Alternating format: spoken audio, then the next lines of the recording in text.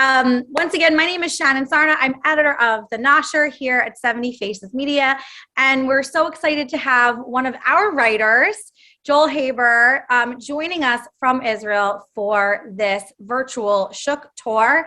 Joel and I have had the chance to meet, but more importantly, I've had the chance to hear Joel lecture before when he was on tour this past year. And I have to say, I learned so much. I'm still thinking about many of the things that I learned in that talk. And so I'm sure this will be really thought-provoking for you. Just a little bit about Joel. He's been living in Israel for 13 years, but he's a nice New Jersey boy, or not so nice. I don't know. He's originally from New Jersey. He's lived in New York, LA, but he's been based in Israel for the last 13 years, where he is a tour guide and a writer who really focuses on Jewish food history, which is why it's so fascinating to learn from him, read his writing, and get the chance to hear from him today all about the Shuk. One last housekeeping comment is that Joel will happily answer your questions, but we're going to try and hold off until the end. So the chat will be open. Don't raise your hand because I'm going to put it down for you. And if you can try and hold on to your questions until the end, Joel will be happy to answer your questions. So without further ado, Joel, thank you so much. Thank you, Shannon. And so, and if I don't get to anybody's questions at the end, I'll put it in now, but I'll also at the end of the chat put in all of my contact information so that you can feel free to reach me by email. I'm putting in both my website for tourism as well as my Jewish food history blog and my email. So that's in the chat there now, and you're welcome to contact me that way if I don't get to any questions. So, shalom from Jerusalem. I'm sitting in Yerushalayim right now in Jerusalem. I don't know where most of you guys are. I'm assuming most are in the States, which means that if you're on the East Coast, it's lunchtime. If you're on the West Coast, maybe it's an early breakfast or brunch. And if you're listening from Israel, then it's dinner time. So really great to see all of you guys. So I have good news and bad news. The bad news is that we're doing a food tour and you're not going to get to taste anything, which makes you kind of hungry. The good news is you don't get any calories. And there's also no allergy issues to worry about. So you guys can enjoy as much as you want, but I encourage you to munch a little bit while I'm doing the tour. So for starters, before I start to show you some pictures and videos and things like that, a little bit of background. First of all,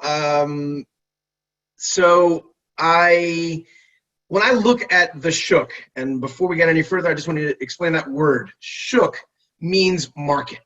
So there are many Shuks. If I say the Shuk, like most people in Jerusalem, I'm referring to Mahane Yehuda, and I do this because it's a 3-minute walk in that direction. And so when I look at the Shuk, when I look at Mahane Yehuda Market, to me it is a microcosm of Jerusalem. And I mean this in two ways. First of all, every type of person that you can find in Jerusalem, you can find in the market. Maybe not proportionally, but they're all there. Jews, Arabs, Muslim, Catholic nuns, Greek Orthodox monks, Orthodox Jews, secular Jews, everything in between, Ashkenazi Jews and Sephardi Jews, which if you're not familiar with them, I will talk about them later, and even lots of Jews who are neither Ashkenazi nor Sephardi, as we'll discuss. Tons and tons of different people all mixed up together. And what I don't have the time to talk about now, but what I do talk about on an actual tour when I take people in person, and by the way, I've taken somewhere around 3,200 people through the Shuk over the years. So is that when we look at the history of the development of modern Jerusalem over the last 162 years, which was the first move outside the walls of the old city, when I look at that history, every stage in the development of the city overall has been reflected by a smaller change in the Shuk. And so that's just a little bit of background. But the main thing that I want to focus on is the fact that, as you probably know, Israel is, well, at least in my opinion, it's one of the greatest stories in modern Jewish history, if not in all of Jewish history. The idea of the reestablishment of Jewish sovereignty in this land and the return of Jews from all over the world to here is an amazing thing. And so we have what is known in Hebrew as kibbutz galuyot, the ingathering of the exiles. There are Jews living here from all over the world. And we are, in fact, the most globalized nation that exists. Jews have spread everywhere on earth, and now we're moving back to here. And when you move back, you bring your food with you. And so therefore, inside of the market, or right around it, I could show you people food from about 20 or so different countries of origin. And none of them are seen as weird or exotic, they're just food. So that's what I'm going to be focusing on today, is all of those different cultures, because via that food that we get here and that everyone just considers normal food, we're going to get an idea on the people that live here in Jerusalem and by extension, the people of all of Israel. So that's what we're going to be focusing on today. I'm going to begin by showing you guys a picture of Mahane Yehuda. I don't know how many of you have actually been in the Shuk or in Mahane Yehuda, but hopefully a lot of you. And that's not what you're expecting, I'm sure. But this is, in fact, exactly where the Shuk stands today. But this picture was taken around 1890. At the very, very, very beginning of the market, when the market wasn't yet a fully developed market, it was literally just people setting up crates on the ground. So the space that I'm moving my arrow along right over here, it's kind of an open space right here in this photo. That's exactly where the Shuk is today. For those of you who have been here, Jaffa Street runs right in front of this building and right behind these buildings over here. So this is where Jaffa Street is. And Agrippa Street is basically right down here. And so the Shuk, the market, runs right along in here. But that's an amazing thing to think about. I can't tell you when the Shuk was founded because it wasn't. It just came about organically, pun intended. Okay, there were Arab villages to the west down this way, and the Arabs would grow their fruits and vegetables, carry them along Jaffa Street, and take them into the city. It wasn't the old city because there was no new city. It was just the city. And then one day, some of them woke up and said, hey, wait a second, we're passing all of these Jews who are just beginning to establish new neighborhoods right there. So they said, why don't we sell our fruits and vegetables to them right here? That's how it all began. So what many of you, those of you who have been here before, what you would be more familiar with is this. This is essentially what the Shuk looks like today. I did take this picture a few years ago. This was even before Corona, so there's no masks or anything like that. But the Shuk today is some narrow alleys. You see that there's some stores on both sides, a roof overhead, and electric fans to keep us cool on hot days, and often very packed with people, as you can see here. This was probably taken on a Friday when it's the most busy. But that's really what the Shuk looks like today. One more old picture, because I do think that old pictures can show us a lot. This is from about 20 years after that previous photo. This was taken around 1910. And it's across the street from the market today. It's in the Mahane Yehuda neighborhood itself, which is the neighborhood across the street from the market. And you see that people are still selling out of crates on the ground. And this is really the early years and how it began, before the permanent buildings were built. But I want to underscore the fact that what you see here are Arab merchants. And I know that often in America, if you're looking at the news or listening to the news or reading the news about Jerusalem in particular or about Israel in general, what you hear about is tension and violence. And of course, unfortunately, those things do happen on occasion. But what I want you to understand is that they're the exception. The rule is that we all get along. I'm not saying we're great friends. I wish we were, and someday hopefully we will be. But generally speaking, we just get along, and you see it best of all in the market. There are Jewish merchants, there are Arab merchants. There are Jewish shoppers, there are Arab shoppers. And people just go about their business. We know each other's names. Like I said, we may not be best friends, but we'll ask about each other's children or how they're doing and things like that, wish each other good things and joke with each other. So that's really the rule, and you see it especially in the market. Okay, so with that being said, I'm going to now move into food, which is really what we're here to talk about. And I want to, as I said, focus on all these different communities from all over the world, but I want to begin with something that's from Jerusalem. Some people will be like, oh, there's no such thing as a genuinely Israeli food or a genuinely Jewish Israeli food. I want to show you something that you can get right outside the Shuk that was invented right here in Jerusalem by Jews decades ago. And it was invented by a member of the local Syrian Kurdish Jewish community. Of course, Kurdistan, which is 2 hours northeast, spans, it's a region, not a country. It spans parts of Syria, Turkey, Iraq, and Iran. And so this is a family that comes from the Syrian part of Kurdistan. And the child of this family, opened a restaurant that is super popular called Ishtabach. Now, Ishtabach is a pun because it sounds like a Hebrew prayer, Yishtabach, which means he, God, he is praised. While Ishtabach means cookman. So it's a little pun. And they basically make one main dish. It is called shamburak. Now, what it is this. Oh, I'm so sorry, I forgot. Very quickly, I just want to show you this layout of the market for those who get confused, who do come here. This is Jaffa Street up on top where the light rail runs. This is called Agrippas. And essentially the Shuk is 2 main streets. The blue is the market, the red is the area around it. These 2 main streets with a bunch of cross streets running in between them, all appropriately named after different fruits, and a small section over here called the Iraqi Market. Now the place I'm about to show you, Ishtabach, is outside of the Shuk on this corner right over here. So, shamburak is invented as a way of extending the leftovers from Shabbat, which, by the way, is also how knishes were invented. Knishes are good. These are awesome.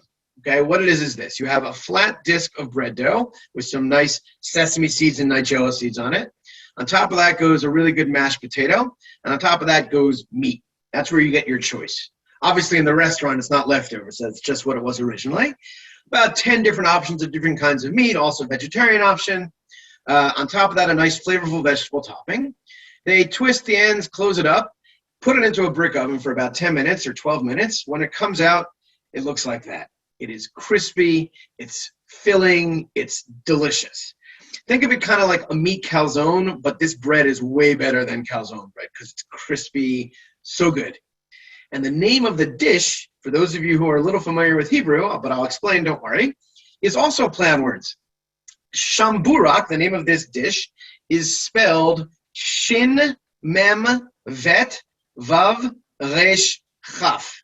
Shin Mem Vet Vav Resh Chaf, which also spells the Hebrew word Shemivorach, that is blessed, because this is the food from Shabbat, from Sabbath. And so that's a really special dish that is as local as you can get. So we're going to start from that, but now we're going to start moving out in different directions. And we're going to see how people from all over the world have moved back to here. So the first place I want to go is to look at this. Now, this is from a restaurant directly across Agrippa Street from the market, so right there. And it's not falafel. It's not shawarma. It's hard to see in this picture. I'll show you another picture in a moment. What you're looking at is something called sabich. In America, you may have heard of it sometimes called savage, but it's actually pronounced sabich. And what is inside of there is essentially 3 main things. Thinly sliced fried eggplant, hard-boiled egg, and tahina or tahini, sesame paste. Those are the core ingredients. You can also put in things like salad or amba, which is a curried pickled mango sauce, very pungent but also sweet and sour, very interesting. This food comes from the east of Israel. This comes from Iraq, and it's actually Iraqi Jewish food. Other Iraqis don't necessarily eat this combination. The reason it became a Jewish food is because if you are an observant Jew, then on the Sabbath, you can't cook actively. So you have 2 options. Either you can leave something cooking throughout the night. For example, Ashkenazim have what's called cholent. Sephardim, a common name for one is chamin.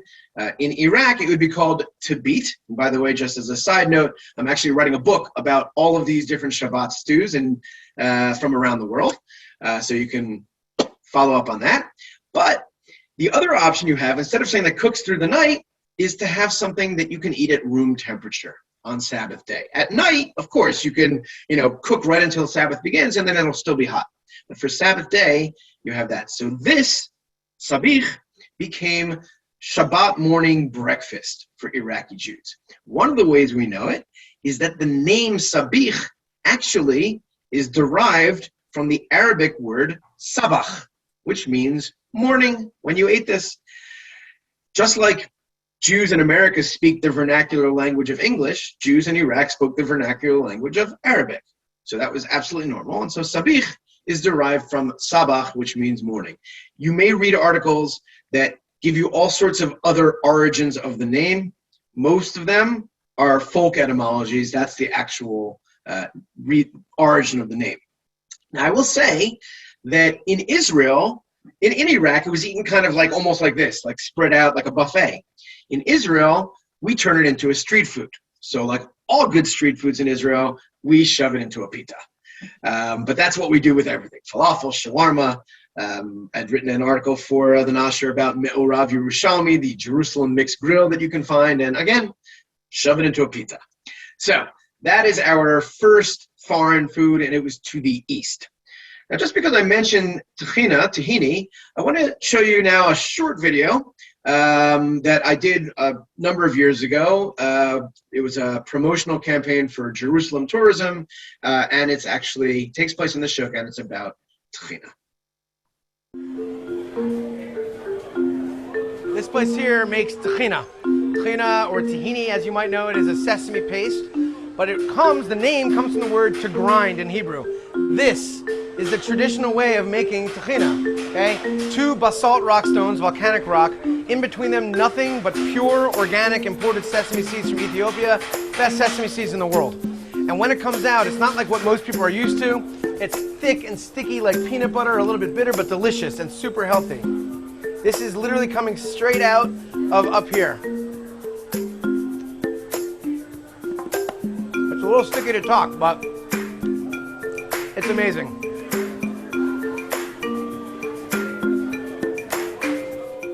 So that's right in the market. Any of you who have been here recently in the last, 5 years or so, have probably seen it. But it's really good quality. It's imported organic sesame seeds from Ethiopia, best sesame seeds in the world, really good quality. And then they also sell all sorts of flavored ones, but you can also mix it. I usually just buy the plain and mix it different ways myself. You can put in pistachios one time, you chopped up. You can put in some spicy shug or something at different times, stuff like that. So that's a little bit about tahina. Now, the next video, which I made probably about 1.5 years ago, towards the beginning of Corona, I think, was about a place that was brand new. It is no longer brand new, but you'll hear in the video I say this is one of the newest places in the market. It's already been around now for 1.5 years or 2 years or something like that. And I just need to turn the volume down because this one has it a little bit high. But here we go. And so this is going in the other direction. Now we're going to go to the northwest of Israel. So one of the newer places we have here in the Shuk is this right over here, and they're making what's called kürtush. Here's a picture of what it looks like. It's a Hungarian pastry, and you can see that he's making it right now.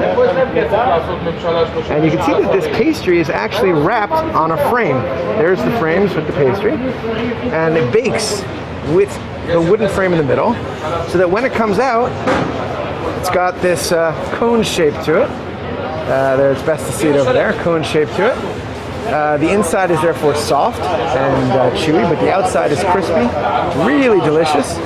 And this is one of the newer options here in the Shuk. So even if you come from Hungary, and I'm sure there's some people in our audience that are Hungarian Jews, you might not be familiar with this as much because this isn't typically made at home. It's more of like, because you need some specialty equipment. Some people can make it at home, but it's less common at home. It's usually made in a bakery. It's actually a very, very, very old baked good. This is 400 to 500 years old. Comes primarily from the east of Hungary and actually bordering on Romania, Transylvania, that area. And it used to be made over coals of a fire, where they would rotate it over the coals. Really, really good. And that's a special, really good pastry. And like I said, one of my favorite things about it is that the inside of it stays soft because it's right up against that frame, and then the outside gets crispy and has sugar, so it caramelizes. Really delicious. So we've gone east, and now we've gone northwest. So hopefully many of you are familiar with burekas, what you see in front of you here. These happen to be cheese burekas. It's hard to tell because there's no context. What you see here are about that big, give or take. Okay, so not huge. And I don't know how many of you know where burekas come from. They originate in Turkey, but what you may not know actually is that they actually were invented by Turkish Jews. And they're a true Jewish food, not only because we invented them. In my opinion, if a Jew invented, let's say, a ham and cheese sandwich, I don't know if you could call it a Jewish food. It's a Jewish food, burekas, because they actually reflect our history. As I said before, Jews have spread everywhere. When you move, you miss the food you had and you keep cooking it. Sometimes, and that's why we have so many different cuisines inside of the market, but sometimes there's a special magic that happens where you're cooking something from your old country, you find something else in the new country, and you mix them together and poof, you got a new food. That's what burekas are. Most of the Jews of Turkey trace their origins to Spain. When the Jews were kicked out of Spain by the Catholics in 1492 during the expulsion, the Muslims in Turkey, or in the Ottoman Empire, welcomed us in. And so we kept cooking Spanish food. So think for a moment, I'll give you a moment to guess for yourself. What you see here, for those who aren't familiar with it, it's like a puff pastry dough, but there's various types of dough you could use. Turnover with different fillings inside. And like I said, it's about a hand-sized pie. Think of a Spanish or Latin American food that physically resembles this. Not the same pastry, but a small hand pie turnover with stuffing. I'm referring, of course, to empanadas. So empanadas, the Spanish Jews were cooking, and by the way, Spain in Hebrew is Sfarad, and so Sephardic Jewry are those Jews who trace their roots to Spain. They kept cooking Spanish food, for example, empanadas. When they arrive in Turkey in the beginning of the 1500s, basically one of the most popular foods in the Ottoman Empire at the time, just becoming popular, it was like the hottest thing, was this. This looks like a bureka to a certain degree, and in Israel we still call it a bureka even though it's not. This is called borek. This one in particular is known as a kol boregi. Kol boregi means an arm borek because it's very big. These are about that big, and you always cut it up into little pieces. Sometimes you'll slice it and put sauces inside. And the Jews saw these and they said, hey, borek have good filling. Let's take this filling, stick them into our empanadas. What did that accomplish? Two things. First of all, you get a finger food version of this, which means that people that are very mobile, like the Jews are, it's good to have something that you can take with you.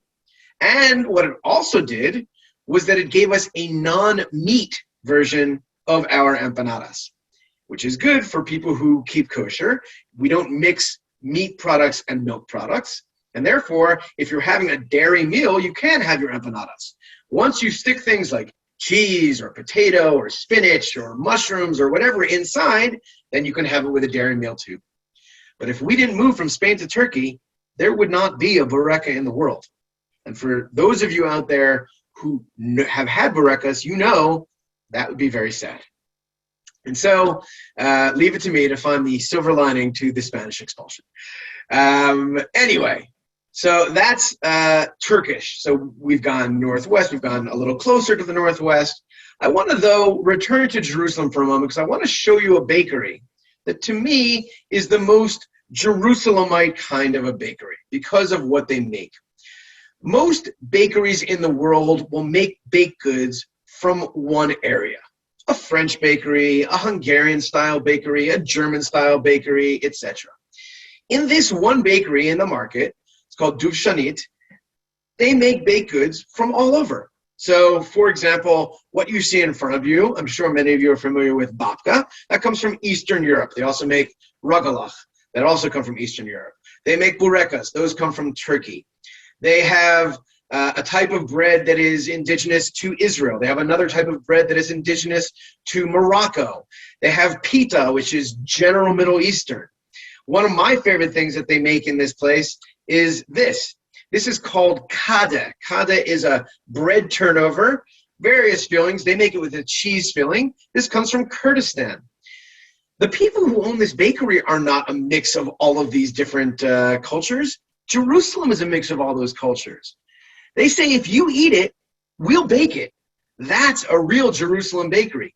All of these baked goods in one bakery makes this bakery just as representative of Jerusalem as a bakery that sells croissant and macaron is representative of Paris. This is the people and the food of Jerusalem, and that's why they're baking it. That's a real Jerusalem bakery. One more baked good that if you're not hungry yet, I'm pretty sure this one's going to make you hungry. So this is a segment of a video that I did for ILTV a few years back, and it is about a delicious place just outside the market. For those who see the video, this is the market up here. This road comes down from the market, and it is from Georgia. We're going down to a place called Chachapuria. Chachapuria. That's an interesting name. Yeah, it's a Georgian place, not the state, the country. You've heard of a pizzeria. What does a pizzeria make? Pizza? What does a Chachapuria make? Khachapuri. Khachapuri, very good. Khachapuri is a collective term for a number of different regional dishes in Georgia, and it means cheese bread. Oh, he's making a special one just for Natalie. Here's what you're gonna do. Yeah, how exactly do you eat this? Take the fork, okay? You see there's the egg there. I want you to pop the egg, okay? Mix it up with the cheese. Mix it all up with the cheese. Good, mix it good. Get some elbow grease in there. And when you're done mixing it, put down the fork and don't touch it again. Then we're gonna tear off pieces of the bread and scoop up the inside. Now I gotta say, this is not necessarily healthy food, but it's healthy for the soul. Look at that gooiness. Oh. Wow. It's a little hot. Yeah, it's hot. Amazing. Look at that. I could eat this every day. Thank God I don't live in the area. Once you've tried the delectable cheesy gooiness that is khachapuri, you'll definitely want to come back for more. Now that khachapuri that you saw there is one type called acharuli. There are many different types of khachapuri. As I said, khachapuri means cheese bread. And so there's many different types. And in this place, they make about 5 different types. Here's one other one that I love. It's called achima. Achima is basically they take the dough and they boil it first, so it's like noodles, layer it with cheese and butter and bake it. It's kind of like a Georgian lasagna. And this one is called Megruli. It's a flat disc of a bread dough with a pocket inside where they melt the cheese inside, and they put extra cheese on top. If they do the exact same thing but without the extra cheese on top, then it becomes imaruli. All of these rulis that you hear, Megruli, imaruli, acharuli, that means from the region of. So these are from different regions in Georgia. So really amazing. But I also want to use the Georgian Jews for a moment as an example of something I said in the beginning. I said Ashkenazi Jews, Sephardi Jews, and Jews who are neither. For those who are not familiar with these terms, the terms Ashkenazi and Sephardi are one of the classic ways of categorizing groups of Jews based on their origins. These two terms originate in the Middle Ages. Ashkenaz was a term that was applied to the border territory between France and Germany. So Alsace-Lorraine and the Rhineland. From there, the Jews spread eastward and filled all of Central and Eastern Europe. Sfarad is Spain. When the Jews were expelled from Spain, we spread across North Africa, Southern Europe, and Western Europe. In America today, where approximately 95% of the Jews trace their origins to Ashkenazic descent, Sephardic has come to mean not Ashkenazic. That's not accurate. It's not bad, it's just not accurate. There are tens of Jewish communities around the world who are neither. As I just described where those two groups spread, Ashkenazi and Sephardi just means European, before you get to the New World, of course. But in the Old World, it just means European. It's Central and Eastern Europe, or it's Western and Southern Europe and a bit of North Africa. What about Georgian Jews? Georgia is in Central Asia, located on the Caucasus Peninsula between the Black and Caspian Seas, and they claim roots in Georgia that go back to the destruction of the first temple in the 6th century BC, long before any Jew lived anywhere in Europe. So how can you call them French, German, or Spanish? You can't. When you come to Israel and you find all of these diverse foods, you realize how diverse the Jewish people really are. But then, when you also realize that more or less it's all kosher, you realize how unified Jews are wherever we have spread in the world. Unity within our diversity. And that's what's really special here. And the Georgian Jews are just one example. We also have Yemenite Jews, Ethiopian Jews, lots of them. And even if we use the term Mizrahi, which is a common term in Israel for Eastern Jews from Iraq, Afghanistan, that area, Georgian Jews are not those either. So we're a much more diverse people than people sometimes realize. Okay, after all Joel, that heavy... Can I just interrupt with one question? Can you just clarify for some people, they wanted to know the last two bakeries, the Khachapurya and the bakery before. Could you, with the cones and like all the different kinds, could you name which bakeries those are? And if you can spell some of the foods moving forward, I think that would be helpful for people. Okay. Spelling is a little difficult because sometimes they're foreign words, but I'll do my best.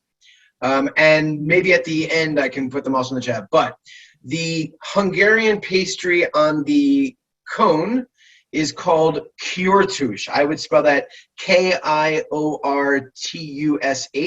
although in Hungary it probably has a Z in there at the end after the S. And actually, I think the name of the bakery is called Kürtush. There's two of them, or something closer like Shuk or something like that.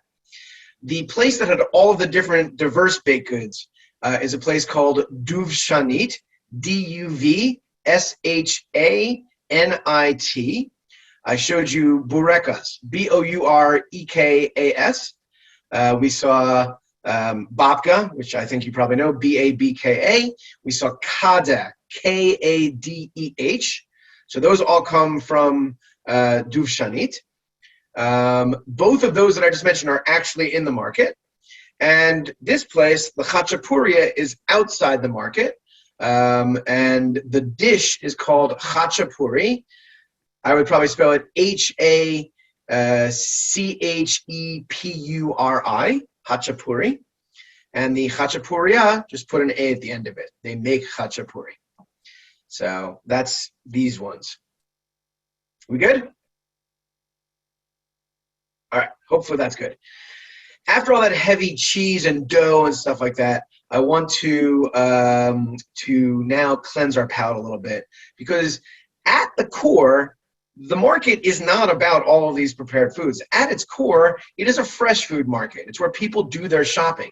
I live right near it, so therefore I refer to the Shuk as my refrigerator, because I don't buy things in bulk. I go to the market, I buy what I need to cook right now. And so let's look a little bit at the produce. So these are amazingly beautiful and tasty cherry tomatoes.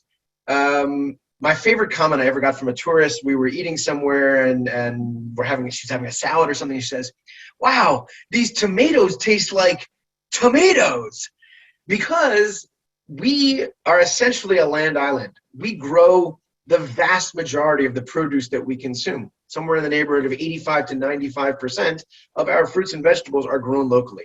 Real, true farm to table. And therefore, we don't need, like in America where you can get things all year round, we don't need to breed these things for lengthy shelf life. Rather, we focus on the flavor. Okay? Also, oftentimes in America, produce is picked before it's fully ripe so it can be warehoused for longer. We don't do that either. And so our fruits and our vegetables taste incredible. Now, you may have heard that Israel invented the cherry tomato. I am sorry to say we did not. We did improve it in terms of technology and things like that. So for example, these cherry tomatoes occur naturally, but on a big bush, they would be scattered all over. As you see in this plant here, it was bred selectively so that now you can see that they're all in a nice even row, which makes it a lot easier economically to harvest them. So that's something. We also have hybridized different ones to make new varieties. These on the right over here are so good. They call them chocolate cherry tomatoes. They have a bit of a thicker skin and they're sweeter. They're really delicious. So that's really good. The other aspect, though, of eating locally in season and the produce from here is that we also eat seasonally. When it's not in season, you can't get it. except for a few things that either like cherries, we grow them in greenhouses, so they're available all year round, or a few things we might warehouse, like apples, for example, but they're still better in their seasons. But most things you can't get when they're out of season. So I want to show you now a few different things. These are mostly pictures I took maybe a week ago, most of them, of the things that are in season right now in the market.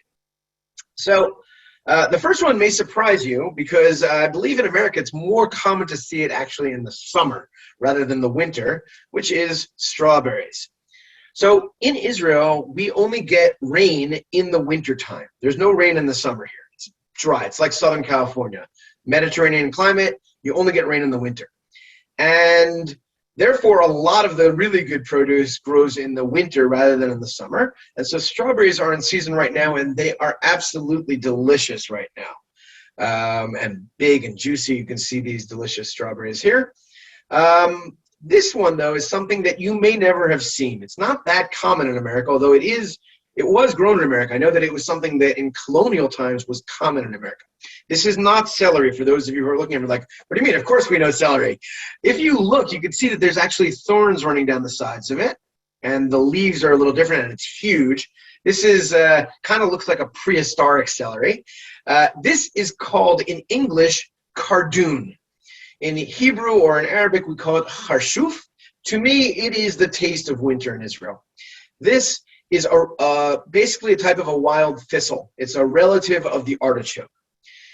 Its taste is pretty similar to artichoke, but it's very labor intensive. You have to peel the whole outside, obviously, to get rid of the thorns, but also it's very tough on the outside. So you have to peel the whole thing. But then because it's tough, you can stew it for a while and it doesn't turn into mush. It holds its form. So we will often stew it and then stuff it with meat and put some tomato sauce.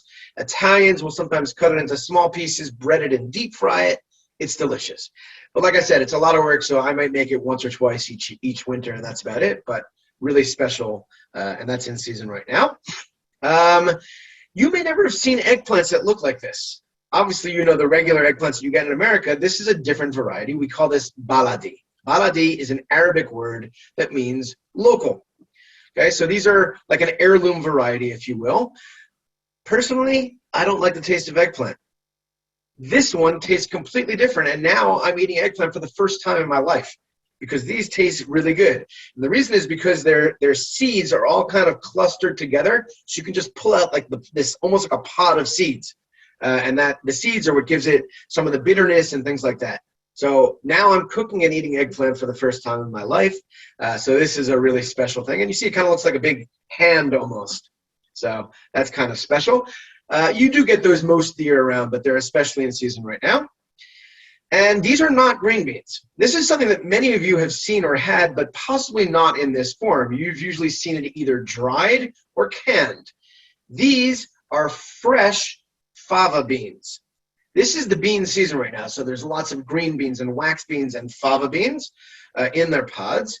And another one that even more likely than this that you haven't seen in this form, this is another type of bean, but you'll notice it's not a long string of a lot of beans. This is like 1 or 2 beans per pod. These are the most popular bean in all of Israel, chickpeas. These are chickpeas. They grow in small pods, and they're fresh. We can get them fresh as well. These are fresh in season right now. I took this picture about a week and a half ago. And so those are also a really cool thing. So, oh, and lastly, my favorite thing that's in season right now is this. Okay, you're looking at, you're saying garlic, right? But this over here, that's the garlic you get. When you buy garlic, normally it's dried. This is fresh garlic. And that's why you see they have these long stems on them. You will smell this garlic from yards away. It is so pungent and it's everywhere. You walk through the shuk, it's everywhere, and you smell it. If you like the smell of garlic, you're in good shape, and there's not going to be any vampires wandering through the shuk.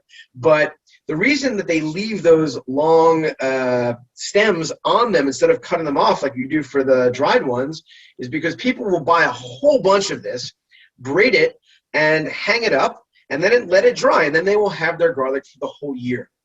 As you might know, a lot of times the dried garlic comes from China, and they bleach it, which is really bad for you. When you're getting fresh garlic, you know exactly what you're getting. And so, actually, when you wander through the Shuk, it's not just the sights and the smells and the tastes and even the textures, it's also the sounds. And one of my favorite things I ever heard a merchant screaming, because that's what they do. They all scream to try to get you to buy their stuff. During this season, he's yelling in Hebrew, "Stinky garlic! Stinky garlic!" Because that's what you want with garlic, right? You want stinky garlic. So, yeah, it's an amazing, amazing thing. It's usually comes into season around here just before Purim, which was, of course, last week, and lasts till a little bit after Passover. So it's really awesome. So this is our fresh garlic. All right. Oh, I forgot. Yes, this is one that you may know as well. It's not uncommon. It's wrapped up, obviously, in plastic. This is called Romanesco. It's become more popular here. Like, I remember the first time I saw it here was about 3 or 4 years ago, and there was like 1 or 2 stores that sold it. Now there's more and more of them selling it. It is a relative of both broccoli and cauliflower. Its flavor is not that distinctive. It tastes more or less like broccoli or cauliflower, or a little between them. But to me, it is the most beautiful vegetable in the world. And for those of you who are into science and stuff, you can see that what you have here is actually a fractal, meaning it's a naturally occurring pattern where it gets bigger and spirals out the same pattern, not just on each individual flower, but the entire thing you see is one giant pattern of this. You see the spiral over here. It's a beautiful, beautiful vegetable, the color. So that's really awesome. Okay. So getting back to non-produce food. In that same section of the market, most of that produce that I just showed you was photographed in what's known as the Iraqi Market. That's the section that was the fourth section built in 1931-32, not by or for Iraqi Jews, but early on there happened to have been a lot of Iraqi Jewish merchants, and that's how it got the nickname. Nowadays, it remains mostly produce, but there is this one eatery in the market, in that section of the market, and it's called Argento. And that's because it is, if you recognize the flag, an Argentinian restaurant, Argentinian.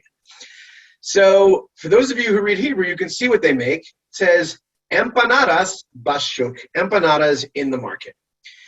Why am I highlighting this? Not only because of the idea that, as I said to you, all of these people coming from all over bringing their food with them, something else as well. But on that topic, people come to Israel and they say, I want to eat traditional food or authentic food, as if food could be inauthentic, right?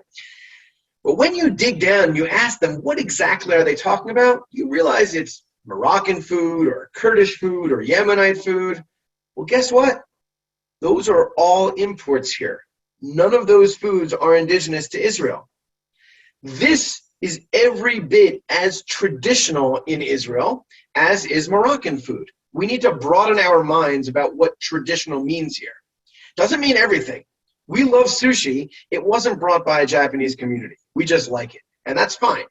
But this was brought by Latin Americans to Israel, and it has become absorbed into the wider cuisine. Israelis know what empanadas are.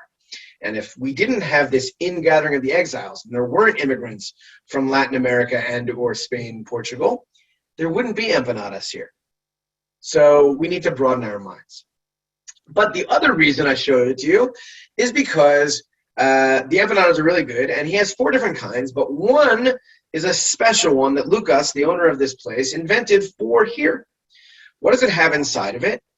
Lamb, dates, peanuts, and ras al khanut, which is a Moroccan spice blend that's common in Israel as well. That is a perfect example of a fusion food.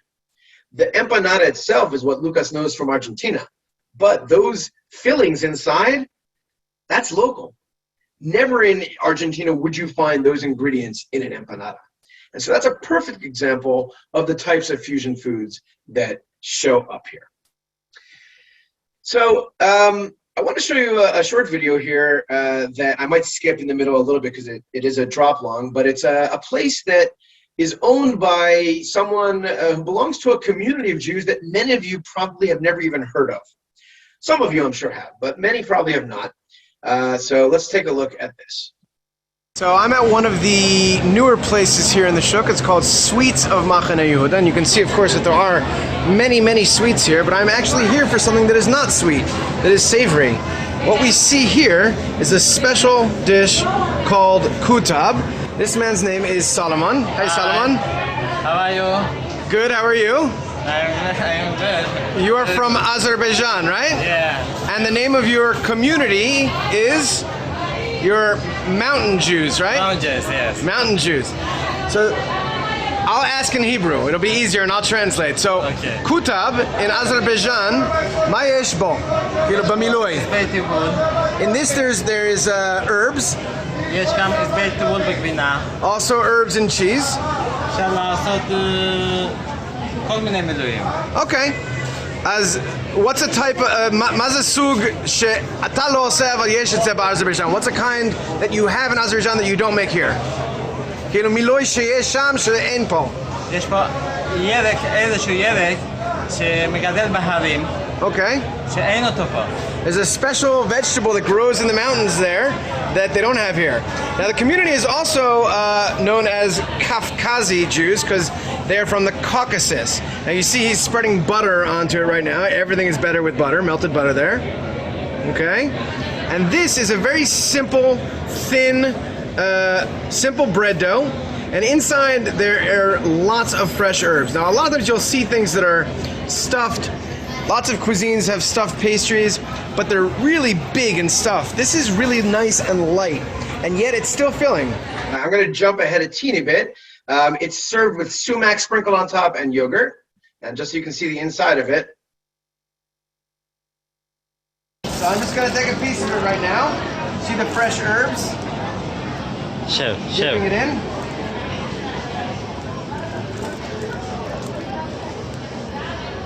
It's so fresh, so delicious, really good. So this is something really special. So, Thank you. So again, they're known as Mountain Jews or Kavkazi Jews because they're from the Caucasus. This is not a uniquely Jewish food. This is Azerbaijani, and there's all different types of fillings. In fact, I was told that there's a Kavkazi kosher restaurant in Toronto. Some of you may know it, and they make a meat kutab. And since it's kosher, there's no butter on that. But there's all different types of things, but it's a really special dish. Another video, and this was from early in the pandemic. People say, how do you choose which store to go to? They all have the same stuff. When you scratch the surface, you will find differences. In addition to, you might go to one place because it's a cleaner store, nicer people, better selection, better quality, better prices, but also the differences. And so the store that I'm in at this moment in this video is a Persian dry goods store. All right, so I just want to show you guys some of the specialty items here in this Persian dry goods store, mainly for Persian food. So for example, first of all, these that you see right here in my hand, they're very, very light. I don't know if you can hear. Okay, but they are really, really light, and they are dried limes. Okay, they call them Persian lemon, but they're actually dried limes. And what you do with it is you take a couple of them and you crack it. See how easily it cracks? And it's got this amazing lemon smell, and you put it into a stew, and you get like kind of a warm, round sourness instead of like this sharp sourness put into things like gourmet sabzi and stuff like that. It's really, really yummy.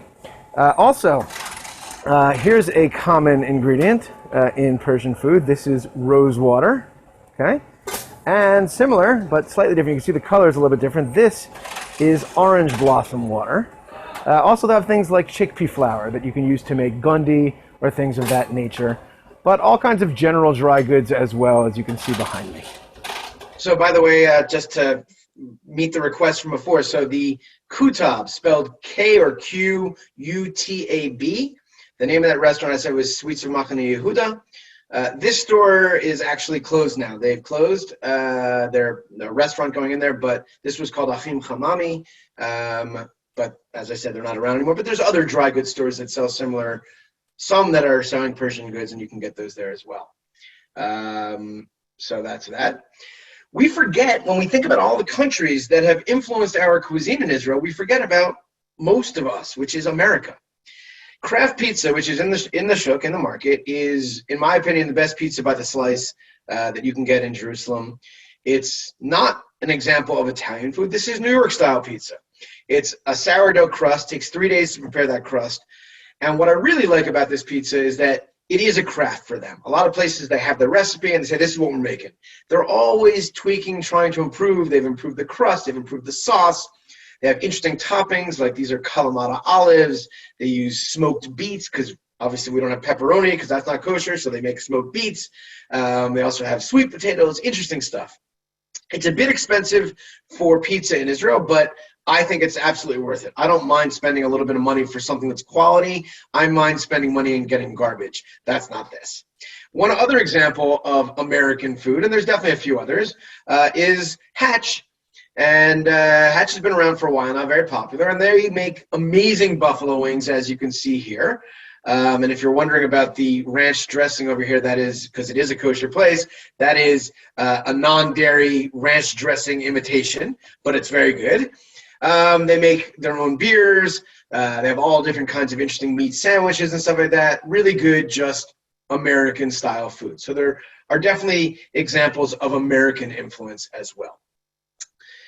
We're going to make now our last stop, and then I will open for questions, leaving a few more minutes. So we have gone east to Iraq. We've gone west to North Africa. We've gone northwest to Europe. We've gone far west to the Americas. Where we haven't gone yet is south.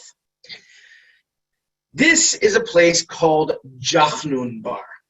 J-A-C-H or just H-N-U-N, Jachnun Bar. And it is Yemenite food, Yemenite Jewish food. The two main things they make. One of them is what you see here. This is called jachnun. It's a dense cylinder of dough about that big, wrapped very tightly and a little sweet, caramelized. It bakes all night on Friday night so that you have a hot breakfast on Shabbat morning, along with eggs that bake all night and turn a little brown. And it's served with fresh grated tomato, not even a sauce, just grated, and shuk. Shuk is a Yemenite hot sauce. What I like about it is that it's a significant amount of heat, but not like burn your face off hot, but it also has flavor in it. So they make jachnun, and they also make malawach. What you see here, it's a puff pastry dough, actually the exact same dough as the jachnun, just a different process. Roll it out and fry it up fresh instead of taking about 3 days of rolling and folding and letting it rest in between. But they make two special things here. One of them is called Mimulaw. That means stuffed malawach. It's a malawach that has everything on it. Normally they wrap it up like a burrito. I normally for my tours get it like this, open face so people can share it. But I want to show you this last video before we take questions that is about a really special dish called shakshuka lawach. Now, some of you already can figure out what it is shakshuka on a malawach. Shakshuka, for those who don't know, is from North Africa, probably Tunisia. Definitely not Yemen. That is a true fusion dish again. And what it is you make a fresh tomato sauce, and then you crack eggs into the sauce, and they poach in the sauce. So let's look at this video about the shakshuka lawach. I am here outside of Jachnun Bar, one of my favorite places here in the Shuk, and I'm going to hang out with Guri, one of the owners here, and he's going to make me something really special called shakshuka lawach. You're going to love it. Let's check it out. What do you got there? Tell us about this. What is this? It's called the malawach. It's a very unique pastry. It's a very long time to make this dough ready for cooking. It's a process that takes about 24 hours. So fold it and roll it and fold it and roll it. Yeah. And it's Yemenite, correct? Yeah. So you're not Yemenite. No, I'm not Yemenite. And neither is Regev. No. But when he came to Jerusalem, there was nothing like this in Jerusalem, so he decided to open. Whose idea was it first to put the shakshuka into the malawach? Costumer came inside and Regev was working. And he said to him, look, I like a lot your shakshuka, but I need to go. I can't stay and eat it now. I need something to go. Regev tell him the only dough we have is our malawach. And he put him inside the shakshuka, inside the malawach, and it was fabulous. And since then, came to the menu. So it was luck. Yeah, everything here is luck. Hummus and tahina. Of course. Of course. Now I notice your tahina is green. Yeah, we make it also with a lot of parsley. As I say, we're in the market. We can use every day the fresh ingredients. a little bit spicy. Now we add the shakshuka.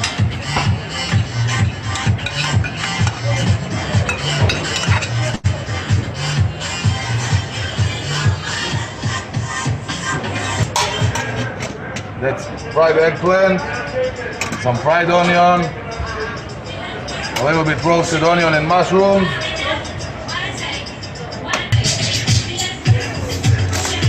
Oh, look at that. Now that is definitely breakfast to go. Enjoy! Toda. Okay, Guri, I have one question for you. Shakshuka does not come from Yemen, where malawach comes from. Exactly. And that's something that happens here in Israel, that we put them together. I think it's great. You think it's great. Has anyone ever heard that and said to you, shakshuka on a malawach? What the heck is that? A lot of people. And what do you tell them? It's the best, and they got to have to try it. If they don't like it, I won't charge them. And have you ever had anybody who said they didn't like it? Never. Never had a man. You never had anybody ask for their money back. So for those who need the spelling on that, Jachnun, J-A-H or C-H-N-U-N, Malawach would be M-A-L-A-W-A-H or C-H, and Shakshuka, S-H-A-K-S-H-U-K-A. I'm going to now put my info again into the chat. And Shannon, if you can help with questions, I'll be happy to answer anything. And for those of you whose questions I don't get to, please feel free to email me and let me know what your questions are. Joel, this was so great. And I think my biggest regret is that I did not eat lunch before this. And now I am starving, but I have malawach in my freezer. So this was so great. Guys, if you have questions, you got 5 minutes. This is the perfect opportunity to ask. And if we need to go a few more minutes later, for those of you who are able to stick around, I'm happy to stick around a few minutes longer, but I wanted to make sure that we ended on time. Have you seen any in the chat already, Shannon? Any questions that came up along the way? Yeah, just scrolling up a little bit. There was a question. Could you talk a little bit about what has happened in the last 2 years in the Shuk because of COVID and the pandemic, right? Absolutely. Yeah. So in the beginning, in the real beginning, it was really sad where things were shut down. Like it was literally shut. And I have video that I didn't show you, because it's a little depressing, where I'm walking through the Shuk in the middle of the day in a weekday and it's empty and there's nobody there. That was really depressing. In the beginning, there were definitely a number of stores that did close down, that suffered just like everywhere else in the world. And now, though, things are really back to normal. And they have been for quite some time. So it's back, and especially now that we're open with tourists, and so tourists are coming back as well. Things are there. I did notice one or two things, Pat, by asking about one thing or another thing. I did not show you every single place in the Shuk. I don't have the time for that. So I didn't talk about the etrog man, as somebody mentioned. I didn't talk about chalva and stuff like that. There's a ton. So this was just some of the highlights to give you the diversity. Somebody did ask, and I would be curious to know, because it's always relative, right? Like, what would you consider expensive for a slice of pizza in the Shuk? By the way, I see my old friend Gustavo said, fantastic. Thanks, Gustavo. Good to see you here. So that place, their pizza is a plain slice, I think, is 14 or 15 shekel, which comes to about $5, give or take. And a topping is a few shekel more, so maybe 5 1/4. It's a bit expensive. It's not insane, but it is a bit expensive. Whereas, especially like if you're getting low end pizza, there are places that'll sell you an entire pie for 20 shekel. So Somebody asked, is there a store that sells vegetable seeds to plant? What an interesting question. That is an interesting question. There are definitely places in Israel that sell the seeds. I doubt that those seeds are Israeli. They're probably imported in packets like from everywhere else. I would say that you're usually going to find them more in a florist shop or a gardening shop than in the Shuk. But there is one of those directly across the street from the Shuk. I don't recall if they sell seeds there, but they might. Joel, first of all, you should definitely book Joel for a tour. Dahlia wants to know your email. He'll share his email one more time before we sign off. So I'll put that in there one more time. And by the way, so the email that I included is more about my food stuff. I will also leave a little space. I will put in, if it's specifically about touring, then you can also contact me at the second email address there. Yeah. Yes, Shannon. What's the name of the prickly vegetable again? Yeah. It's called, in English, it would be called cardoon. Cardoon. It must still be available in some place in America because it was popular in colonial times. I don't think they just stopped growing it. But, I don't know exactly. I don't remember ever seeing it when I lived there. So I have one last question for you. That's my question. 1 second. So, the fractal veggie was asked. I'll write it in the chat because it's a little hard to spell, but it's Romanesco. And you can find Romanesco in the States for sure. Yeah. Whole Foods carries it, but like if you have a local farmer's market, I often see it at least in the fall in the Northeast. So my last question for you is when you go to the Shuk, I know you live right there, but is there like one thing you can't resist, like you love? We don't have to call your favorite, but like one thing that you go back to again and again. Thanks. No, actually, what I love about it is the variety. So like sometimes if I want to just go eat something, I might just go and wander around until I'm like, that's what I'm in the mood for right now. So really, I don't have one. It doesn't mean I eat everything there, that I like everything. I like a lot of the things, but it depends on my mood, I'm not a big believer. Sometimes a lot of people like the word best. Where's the best falafel, or where's the best this or the best that? I don't believe there is such a thing. It's about personal taste. And different people like different things. And the same thing also, like when they say, well, okay, what's your favorite restaurant? Well, it depends. Am I in the mood for meat? Am I in the mood for dairy? Am I in the mood for something upscale? Am I in the mood for something like street food? So it really depends on my mood, to be honest, What a diplomatic answer. It's the truth. This was so great. I learned so much again. I texted my husband. I was Thank like, you. I really wish you could come and join. You would love this. By the way, I don't even know, so I'm going to ask you, Shannon, what's the story with the recording of this? Oh, great. Is it available for people? I shared it a couple times in the chat, which doesn't mean people won't ask me 17 times.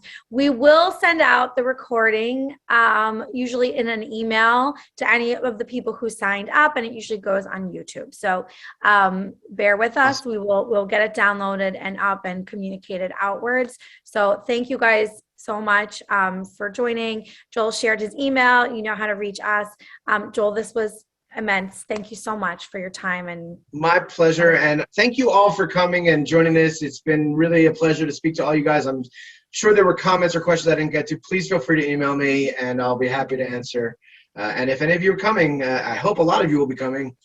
Please feel free to get in touch about doing a tour or whatever. Time to go eat lunch now, at least for me. And dinner for me. Have a great night, everybody. Or a great day for you guys. A great night for us. Take care.